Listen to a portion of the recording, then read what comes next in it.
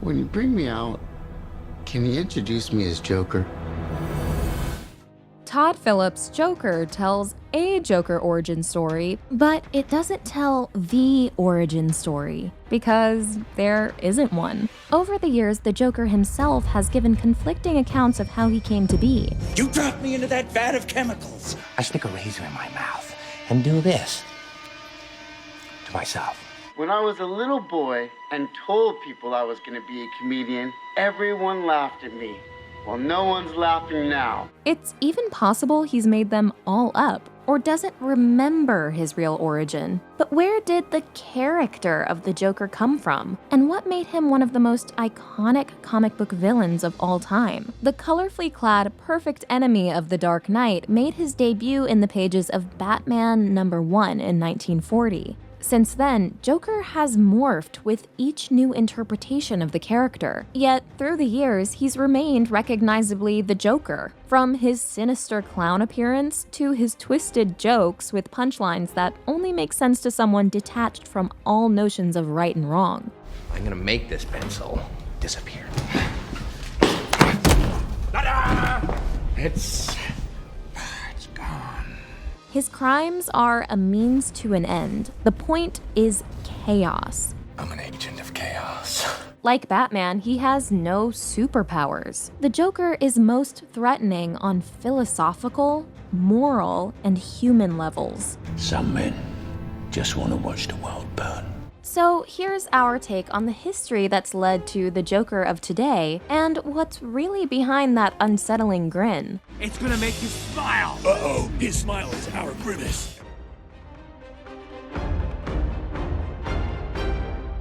This video is brought to you by Hostinger. If you want to create a website and build an online presence, you need a web hosting service. And Hostinger is the most affordable one there is. For less than $1 a month, they give you the freedom to build the website you want, without the constraints other web building services put on you. So click the link in the description below, hostinger.com/thetake, and use the code THETAKE to get up to 91% off.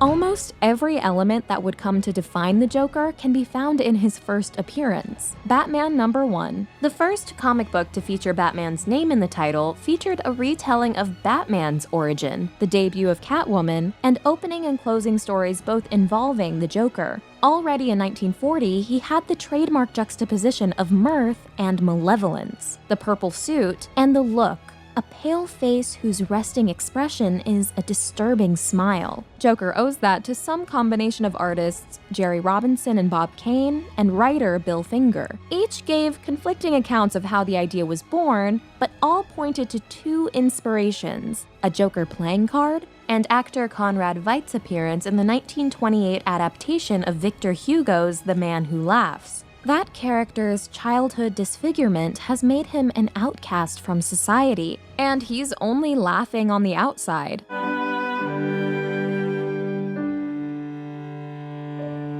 Whereas with the Joker, we're never quite sure. I'm only laughing on the outside. My smile is just skin deep. Batman #1 established the Joker as a showman with a gift for irony. Using the radio, he announces his plans to kill a millionaire and steal his prized possession. He then proceeds to horrifically murder the man with gas that freezes his face in a smile. Joker's lethal laughing gas, a weapon that embodies his particular brand of danger, would continue to be a staple of the character's arsenal for the rest of his existence. If you gotta go with a smile. Smell like gas. He's going to kill everybody!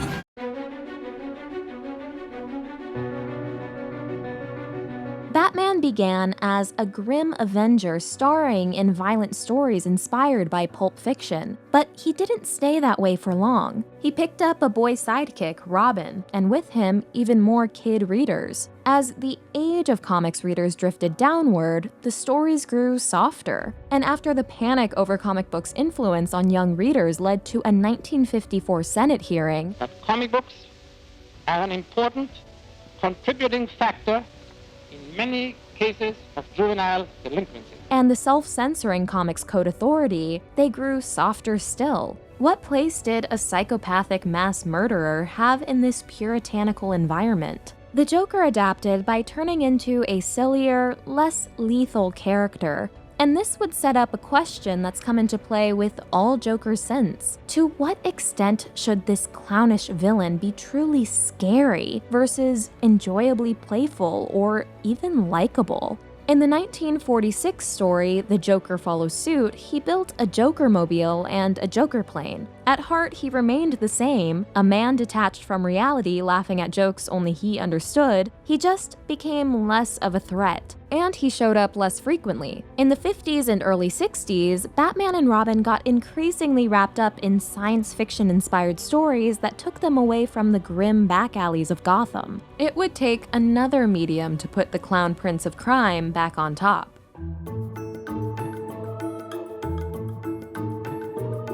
Hello, kiddies. Meet the Joker.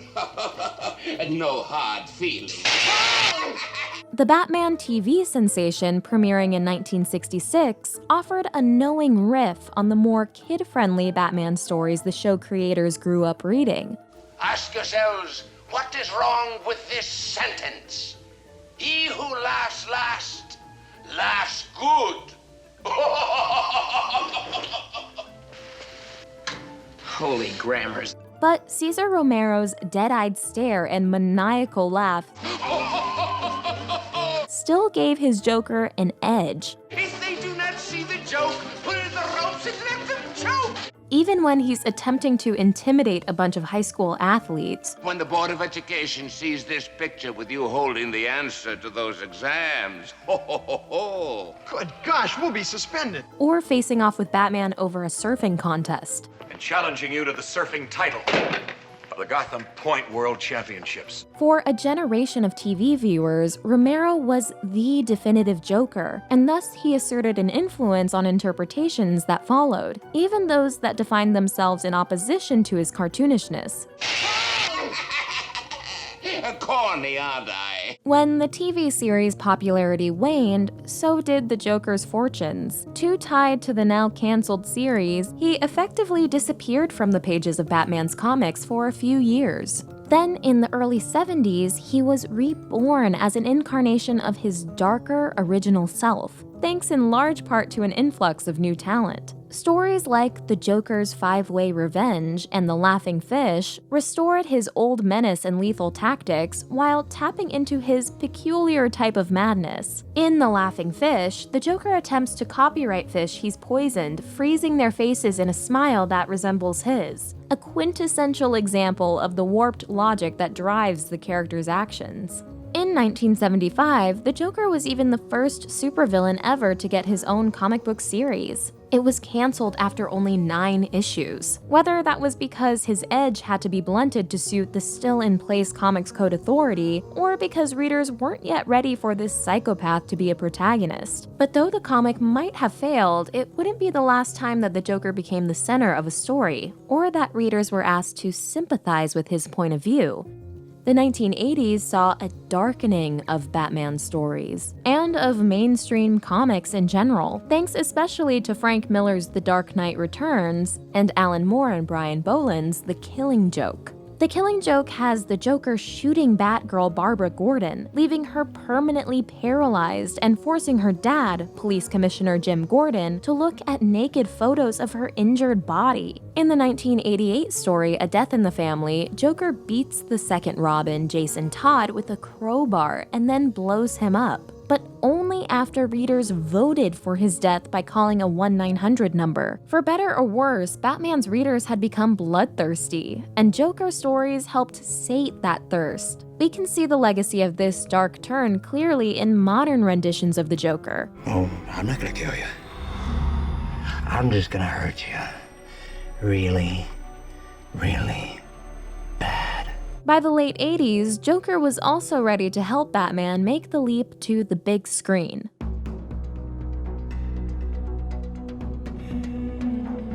Enter Jack Nicholson. You can call me Joker.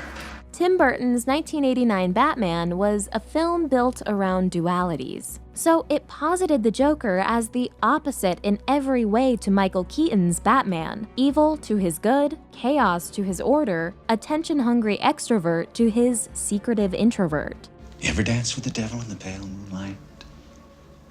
What? I always ask that of all my prey. I just like the sound of it. Nicholson filtered the spirit of the character through his own bigger-than-life movie star persona. Here's Johnny! Bringing a sardonic, unhinged menace to the role. You can't make an omelet without breaking some eggs. He might not seem remarkably dark compared to what we've seen since, but Nicholson's new extreme of black-hearted malevolence was a departure from what came before on screen, and it would lay the groundwork for the Joker's even bleaker future at the cinema. Why so serious? Burton's film heightens the Joker's fixation on Batman and explores where his obsession comes from. And where is the Batman?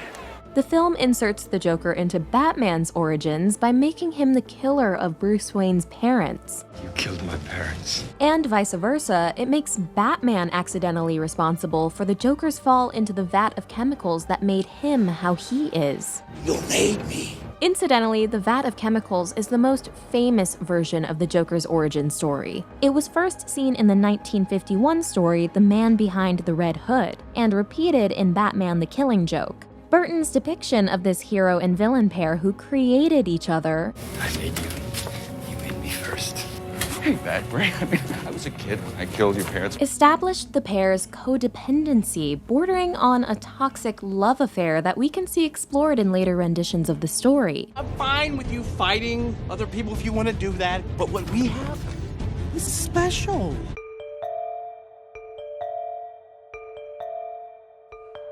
The new round of Batmania sparked by Burton's film led to the 1992 debut of Batman the Animated Series. Justice is served hot, Batman! You're going to melt just like a grilled cheese sandwich.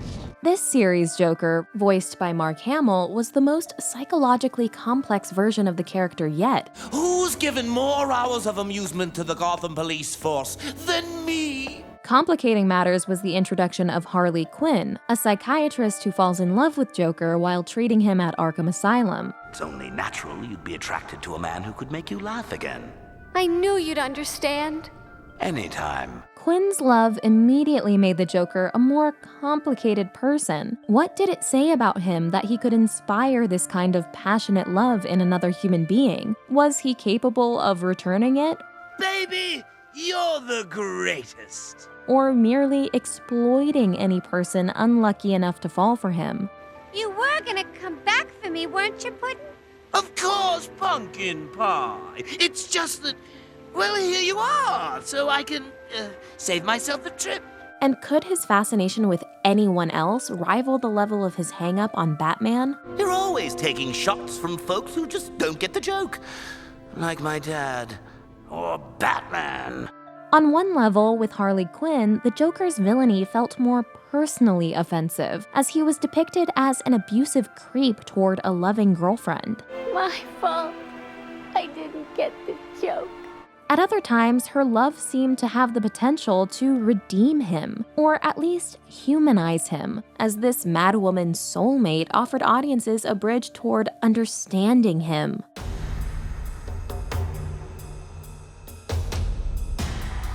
I thought my jokes were bad. Our modern understanding of the Joker is defined by Heath Ledger. When the chips are down, these civilized people, they'll eat each other.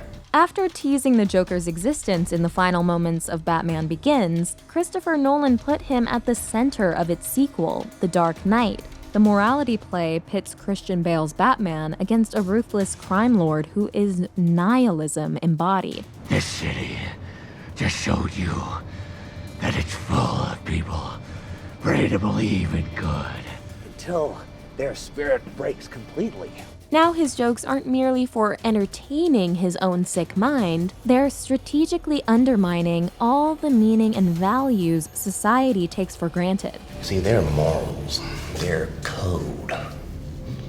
It's a bad joke. Dropped at the first sign of trouble. This film again explores the deep link between the Joker and Batman. You complete me. This time to force Batman to confront his own potential villainy, and whether he's truly as different from the Joker as he and we like to believe. To them, you're just a freak. Like me.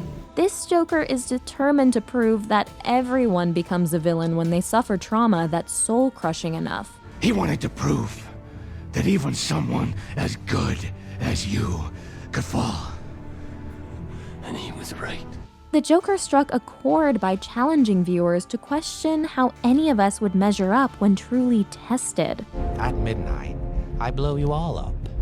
If, however, one of you presses the button, I'll let that boat live. Ledger took inspiration from A Clockwork Orange's Alex in his performance, and he plays the Joker as simultaneously unhinged and controlled, capable of complex schemes, but also a darkly impulsive wild card. He layers into the Joker a mystery. Are his different versions of his origin story part of a disarming strategy or evidence of his madness?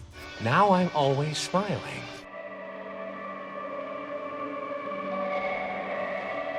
Ledger won a sadly posthumous Oscar for his efforts. Those daring enough to follow Ledger into the purple suit have had to grapple with the late actor's shadow. Fellow Oscar winners Jared Leto in Suicide Squad and Joaquin Phoenix in Joker both take the darkness of Ledger's Joker as a jumping-off point. Is it just me? Or is it getting crazier out there? And Ledger's charisma, which turned the Joker into a character just as compelling as Batman, opened up difficult questions that these latest updates force us to confront. Does fan enjoyment of this character translate into leading man material? And when does it become a problem to be enraptured by his magnetic evil? See, I'm not a monster. I'm just ahead of the curve. Suicide Squad's Joker is a tattooed, club-dwelling tough guy who murders without thinking twice. Todd Phillips' Joker pushes the limits of bleakness and graphic violence. All I have are negative thoughts. It fleshes out one of the Joker's origin stories, also seen in The Killing Joke, which has him beginning as a failed stand-up comic. And it takes inspiration from Martin Scorsese's depictions of urban alienation in classics like Taxi Driver and The King of Comedy, another story about a wannabe comedian going mad, which explored our cultural obsession with fame. The fact is, he's tied up, and I'm the one who tied him. Well, I know you think I'm joking, but believe me, that's the only way I could break into show business. The movie even includes the star of those movies, Robert De Niro, this time playing the famous talk show host character. Thus, the Joker continues further down the path The Dark Knight began, but there's a key difference. Nolan refused to clarify the Joker's origins as part of a strategic choice not to humanize him, because the director said this would make him less threatening. With Joker, some have pointed to the risks that come with bestowing too much humanity on a mass murderer. David Edelstein wrote for Vulture that the movie exalts its protagonist and gives him the origin story of his dreams, in which killing is a just and artful response to a malevolently indifferent society. IndieWire's David Ehrlich even called the film a toxic rallying cry for self-pitying incels. Since the Joker's debut nearly 80 years ago, his constant evolution reflects an ongoing conversation between comics, television, video games, and movies. He epitomizes how a character can take on a life of his own, beyond any one story, actor, or medium. If you could see inside, I'm really crying. You might join me for a week. Recently, the Joker has journeyed so far into darkness, he's become more monster than madman. No, we don't, Daddy. I want to keep him forever. No, please, no. But there are also signs the pendulum could swing back toward the comic interpretations that used to prevail. In the Lego Batman movie, Zach Galifianakis delivers a funny interpretation that loses none of the psychological complexity, portraying Joker's madness as stemming from neediness and the desire to be seen. There is no us. Batman and Joker are not a thing. Even in his lightest interpretations, the Joker remains deeply unsettling. He challenges the basic assumptions of human civility and decency which hold society together. He delights in his misdeeds because they make human beings the butt of his jokes. And his humor costs people their lives, their sanity, or just their sense that they understand how the world works. A sense that even the briefest brush with the Joker can turn upside down.